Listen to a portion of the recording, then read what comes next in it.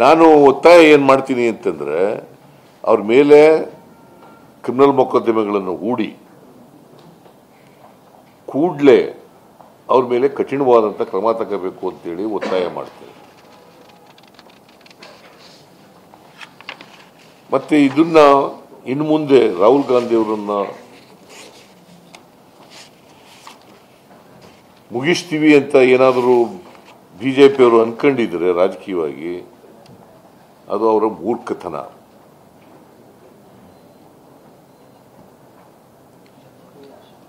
ಕಾಂಗ್ರೆಸ್ ಪಕ್ಷ ಇದನ್ನ ಸಹಿಸಿಕೊಳ್ಳಲ್ಲ.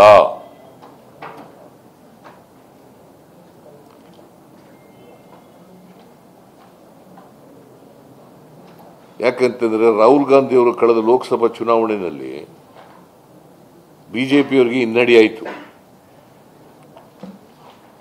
ಅಲ್ವಾ? ಹಿನ್ನಡೆ ಆಯ್ತಾ ಇಲ್ವಾ? ಅದನ್ನು ಒಪ್ಕೋತೀರಲ್ವಾ?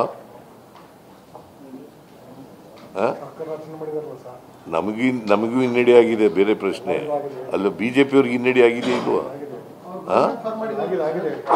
ಅದೇನು ಅದನ್ನ ಒಪ್ಕೊಳ್ಳಿ ಅಷ್ಟೇ. ಗೌರ್ಮೆಂಟ್ ಫಾರ್ಮ್ ಮಾಡಕ್ ನಮ್ದು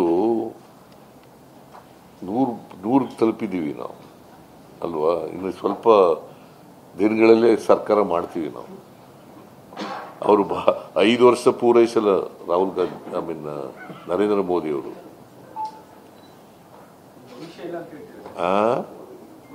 ಭವಿಷ್ಯದಲ್ಲಿ ನಂಬಿಕೆ ಇಲ್ಲ ನನಗೆ, ಆದರೂ ಕೂಡ ಹೇಳ್ತಾ ಇದ್ದೀನಿ.